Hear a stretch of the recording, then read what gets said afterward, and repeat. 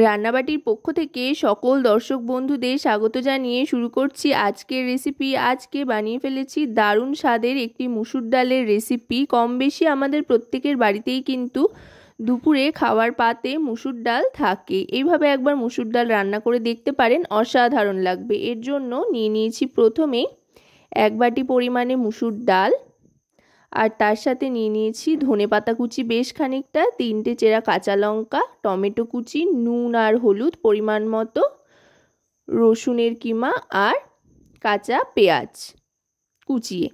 এবার ডালটা যেহেতু ধুয়েই রেখেছিলাম তাই ডালটা দিয়ে দিচ্ছি সেদ্ধর জন্য। এখানে কড়াইতেই ডালটা সেদ্ধ করে নেব। ডালটা দেওয়ার পর এবার 1 বাটি ডালের সাথে 2 বাটি জল দিয়ে দিচ্ছি, ডালের ডবল জল দিয়ে তারপরে একে একে এর মধ্যে নুন আর হলুদটাও দিয়ে দেব। এখনই একেবারে নুন আর হলুদের ব্যবহার আমি করছি, পরে আর নুন হলুদের ব্যবহার করব না। এবার দিয়ে দিচ্ছি টমেটো আর কাঁচা লঙ্কা, ডালের সাথে একেবারেই সেদ্ধ হয়ে যাবে। এবার একটু মিশিয়ে দিচ্ছি যাতে নুন হলুদটা চারধারে ছড়িয়ে যায় ঠিকঠাকভাবে। এবার গ্যাসের ফ্লেমটা মিডিয়াম টু লোতে রেখে ঢাকনা চাপা দিয়ে দিচ্ছি। মিনিট 5-এর মতো সময়ে কিন্তু ডালটা খুব সুন্দর সেদ্ধ হয়ে যাবে। 5 মিনিট বাদে ঢাকনাটা সরিয়ে নিলাম। দেখুন ডালটা কিন্তু খুব সুন্দর সেদ্ধ হয়ে গিয়েছে আর দারুণ সুন্দর একটা টেক্সচার চলে এসছে। এবার ডালটাকে হাতার সাহায্যে একটু গালিয়ে নেব, টমেটোগুলোও একটু গলে যাবে এতে করে। এবার জল মিশিয়ে পাতলা করে নিচ্ছি। জল দিয়ে ভালো করে মিশিয়ে নিয়ে এবার ডালটাকে কিন্তু নাবিয়ে রাখতে হবে। ডাল পুরোপুরি সেদ্ধ হয়ে গিয়েছে, প্রথম পর্যায়ের কাজ শেষ। এবার দ্বিতীয় পর্যায়ে কড়াইতে সাদা তেল গরম করে নিয়ে তাতে ফোড়ন হিসেবে দিয়ে দিচ্ছি একটা শুকনো লঙ্কা আর রাঁধুনি। আমরা ডালের ক্ষেত্রে ডাল সম্বার দেওয়ার সময় নানান কিছু ফোড়ন দিই, তবে একবার রাঁধুনি ফোড়ন দিয়ে দেখবেন, খেতে কিন্তু দুর্দান্ত লাগে। এবার দিয়ে দিচ্ছি রসুনের কিমাটা। এখানে 4টে মতো রসুনের কোয়া গ্রেট করে নিয়েছি। এবার দিয়ে দিচ্ছি পেঁয়াজ, একটা পেঁয়াজ বড় সাইজের স্লাইস করে কেটে নিয়েছি। এবার পেঁয়াজ আর রসুনটাকে একটু ভালো করে ভেজে নেব কাঁচা গন্ধটা চলে যাওয়া পর্যন্ত। এবার দিয়ে দিচ্ছি ধনেপাতা কুচি।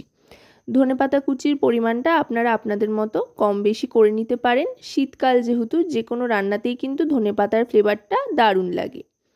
ধনেপাতাটা দিয়ে ভালো করে ভাজা ভাজা করে নেব।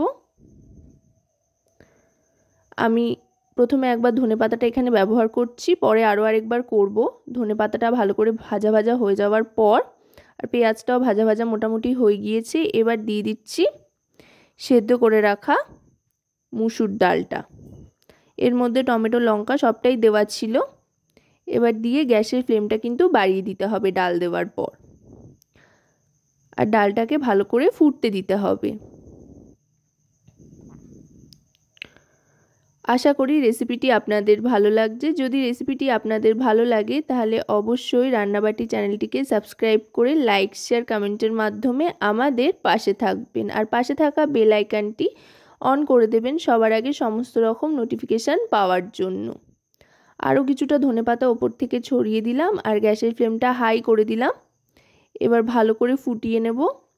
1 থেকে 1.5 মিনিট মতো সময় নিয়ে ডালটাকে একটু ভালো করে ফুটিয়ে নিতে হবে। এতে খুব সুন্দর একটা ঘন ঘন টেক্সচারও আসবে আর ডালে কোনো রকমের পানসে ভাবও থাকবে না।